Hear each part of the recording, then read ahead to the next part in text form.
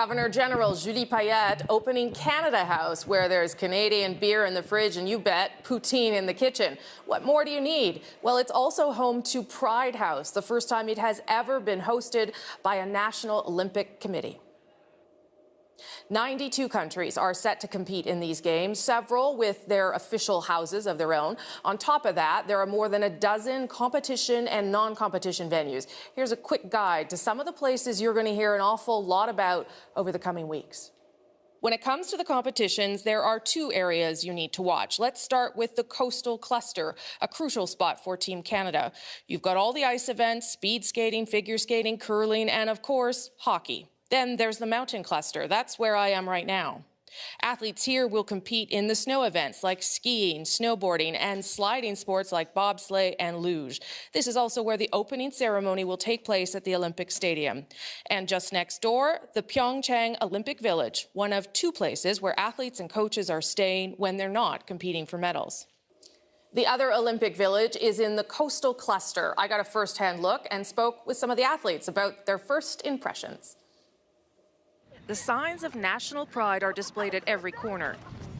Athletes from around the world living together as they get ready to take each other on. Here, every country is allowed to fly its flag prominently, even North Korea, whose athletes will walk under a united Korean flag for the opening ceremony. In this space, the pride in country is encouraged in spite of complications. Something other athletes like Canadian speed skaters Jordan Belcos and Valérie Melte have already noticed and remarked upon without even being asked.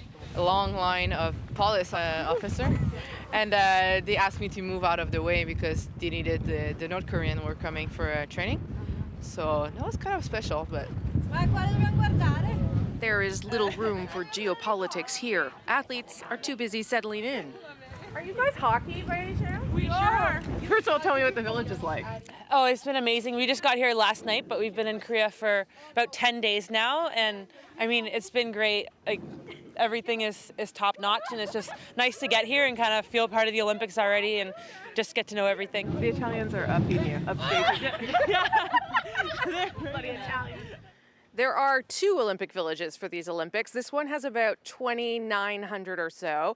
There is one up in the mountains. That is for the alpine sports, skiing and what have you. This one for ice rinks and ice sports of all kinds. Hockey, speed skating, figure skating. And when you turn a corner, you do find a little piece of home not so far away. More than 230 athletes or so for the Canadian team this year. And they are hoping that that will also mean their best medal standing ever. Hi, fellow Canadians. Oh, hi. Like, no. The village is under tight security, and normally media aren't allowed this close to living quarters except for this one day to try and keep athletes focused on the job at hand. While no one would let us in to see their rooms, they have no complaints. The best part of the athletes' village? Dining spot. I eat too much kimchi. How's the food and like the sleeping arrangements? And... Yeah, all awesome. You want to talk about special food? Yeah, we actually have our own dining hall across the street, which is great, and the food here is good. But it's nice having like gourmet meals every time we want to eat. Why do you have your own dining hall?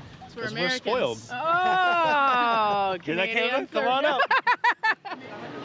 For everyone else, though, the dining hall caters to the thousands of athletes who can come here to refuel any time of day, serving Asian and Western food in huge volumes. For breakfast, there are about 800 people, and we served about 500 eggs today.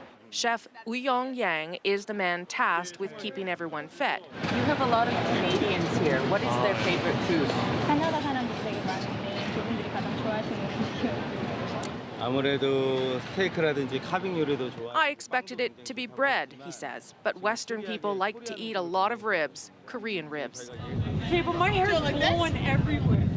It is a temporary home, to be sure, but one Canadians, at least, seem to be enjoying so far.